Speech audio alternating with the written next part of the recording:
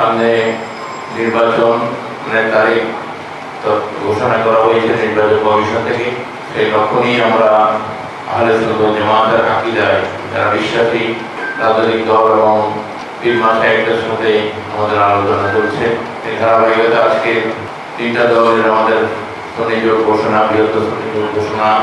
3 নিবন্ধিত রাজনৈতিক দলের সমন্বয়ে বৃহত্তর সুন্নি জোট আনুষ্ঠানিকভাবে আত্মপ্রকাশ করছে। শনিবার সকালে জাতীয় প্রেস ক্লাবত আয়োজিত সংবাদ সম্মেলনের মধ্যে এই জোটের ঘোষণা করা হয়। সুন্নি মতাদর্শী 3টি রাজনৈতিক দল বাংলাদেশ ইসলামী ফ্রন্ট, ইসলামিক ফ্রন্ট বাংলাদেশ ও বাংলাদেশ সুপ্রিম পার্টির সমন্বয়ে বৃহত্তর সুন্নি জোট ঘোষণা উপলক্ষে সংবাদ সম্মেলন।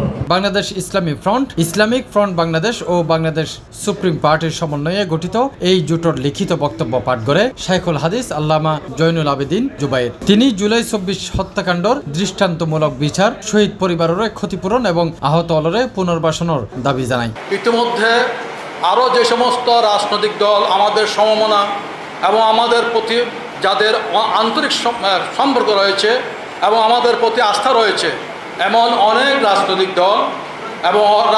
দল আমাদের সাথে যোগাযোগ তারা শুরু করেছে।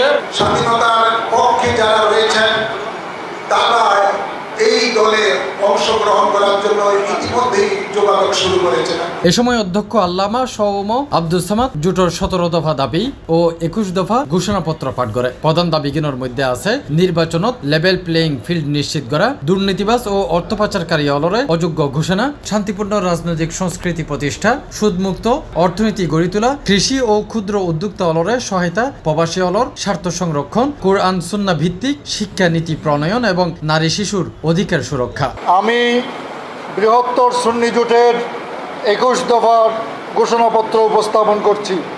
ইসলামী মূল্যবোধ ও স্বাধীনতার চেতনার ভিত্তিতে ন্যায়ভিত্তিক কল্যাণমুখী ও সাম্প্রদায়িক সম্প্রীতির সমাজ প্রতিষ্ঠা করা, শান্তিপূর্ণ ও অহিংস রাজনৈতিক সংস্কৃতি চর্চা, দলীয় স্বার্থের ঊর্ধ্বে জাতীয় স্বার্থকে প্রাধান্য দেওয়া।